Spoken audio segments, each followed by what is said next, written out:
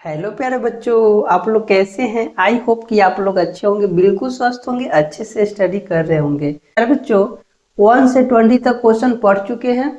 आज हम लोग पढ़ेंगे 21 से 30 तक क्वेश्चन करेंगे मेरे प्यारे बच्चों। 21 में कहता है साइड मिरर के रूप में प्रयुक्त होता है। साइड मिरर के रूप में कौन सा दर्पण प्रयुक्त होता है? तो आपका राइट आंसर क्या हो जाएगा मेरे प्यारे बच्चों? तो आपका राइट आंसर होगा option number B. Option number B, उत्तल दर्पण। उत्तल दर्पण साइड मिरर के रूप में कौन सा दर्पण प्रयुक्त होता है? तो उत्तल दर्पण। इसलिए आपका राइट आंसर क्या होगा? Option number B. अगला क्वेश्चन है 22। एक अवतल दर्पण की फोकस दूरी 10 सेंटीमीटर है तो उसकी वक्रता त्रिज्या होगी। एक अवतल दर्पण की फोकस दूरी 10 सेंटीमीटर है तो उसकी वक्रता त्रिज्या क्या होगी? चलिए मेरे प्यारे बच्चों, इसको सोल्व कर लेते हैं। देखो गिवन में क्या दिया हुआ है, गिवन में क्या दिया हुआ है मेरे प्यारे बच्चों? तो फोकस दूरी दिया हुआ है, तो यहाँ लिखेंगे फोकस दूरी बराबर कितना दिया हुआ है? 10 सेंटीमीटर। हम लोग को क्या निकालना है? आर निकालना है, वक्रता त्रिज्या निकालना है। तो आर बराबर फॉर्मूला क्या होता है? 2f। ठीक है, अब यहाँ देखिए हम लोग को क्या निकालना है? आर निकालना है। यहाँ लिखेंगे आर बराबर 2 इंटू एफ। एफ कितना दिया हुआ है? 10 सेंटीमीटर। तो यहाँ लिखेंगे 10, जब गुना करेंगे तो 10 गुना क्या होगा? 20 सेंटीमीटर हो जाएगा। तो आपका राइट आंसर क्या हो जाएगा? 20 सेंटीमीटर। तो आपका ऑप्शन नंबर क्या हो जाएगा सही? तो आपका राइट आंसर हो जाएगा option number B. Option number B, 20 centimetre हमेशा क्या होता है? दुगना होता है। वक्रता त्रिज्या हमेशा क्या होता है? फोकस दूरी का दुगना होता है।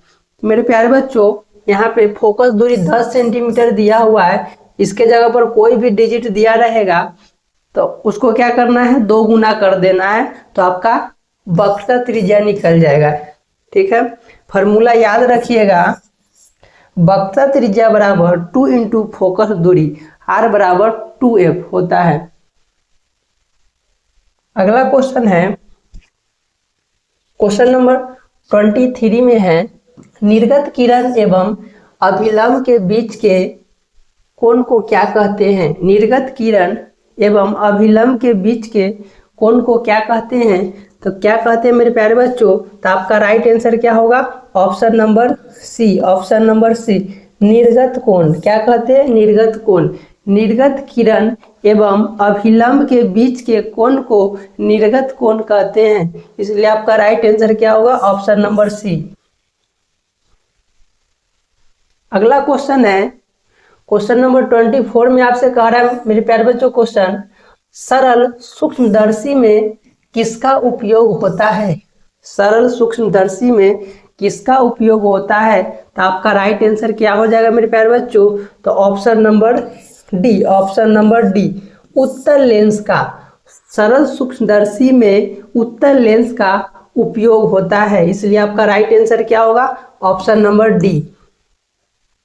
अगला क्वेश्चन है क्वेश्चन नंबर 25 में कहता है मेरे प्यारे बच्चों, किस लेंस के द्वारा सिर्फ काल्पनिक प्रतिबिंब बनता है? किस लेंस के द्वारा सिर्फ काल्पनिक प्रतिबिंब बनता है? तो आपका राइट आंसर क्या हो जाएगा मेरे प्यारे बच्चों? तो आपका राइट आंसर हो जाएगा option number B. Option number B, अवतल दर्पण। ठीक है ना, आपका राइट आंसर क्या हो जाएगा?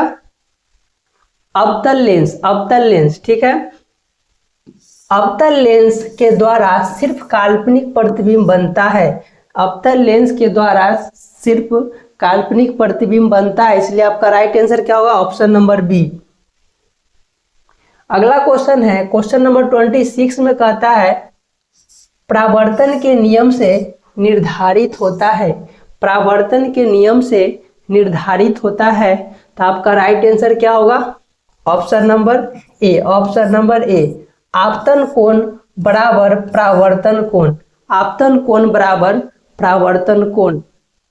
परावर्तन के नियम से निर्धारित होता है आपतन कोण बराबर परावर्तन कोण। इसलिए आपका राइट आंसर क्या होगा? Option number A. अगला क्वेश्चन है 27 में काल्पनिक प्रतिबिंब होता है। काल्पनिक प्रतिबिंब कैसा होता है? तो आपका राइट आंसर क्या होगा? Option number A. Option number A, सीधा। कैसा होता है? तो सीधा होता है। काल्पनिक प्रतिबिंब हमेशा कैसा होता है? सीधा होता है। अगला क्वेश्चन है क्वेश्चन नंबर 28 में कहता है लेंस में मुख्य फोकस की संख्या कितनी होती है? लेंस में मुख्य फोकस की संख्या कितनी होती है? तो कितनी होती है मेरे प्यारे बच्चों? तो आपका राइट आंसर होगा option number A. Option number A, 2। कितनी होती है? 2। लेंस में मुख्य फोकस की संख्या 2 होती है, इसलिए आपका राइट आंसर क्या होगा? Option number A. अगला क्वेश्चन है 29 में सर्च लाइट का परावर्तक सतह कैसा होता है? सर्च लाइट का परावर्तक सतह कैसा होता है? तो कैसा होता है मेरे प्यारे बच्चों? तो आपका राइट आंसर क्या होगा? Option number B. Option number B, अवतल। कैसा होता है? अवतल। सर्च लाइट का परावर्तक सतह अवतल होता है, इसलिए आपका राइट आंसर क्या होगा? Option number B. अगला क्वेश्चन है 30 नंबर, दाढ़ी बनाने में कौन सा दर्पण प्रयुक्त होता है? दाढ़ी बनाने में कौन सा दर्पण प्रयुक्त होता है? राइट आंसर होगा ऑप्शन नंबर सी, अवतल दर्पण। दाढ़ी बनाने में अवतल दर्पण का प्रयोग होता है, इसलिए आपका राइट आंसर क्या होगा? Option number C. Option number सी।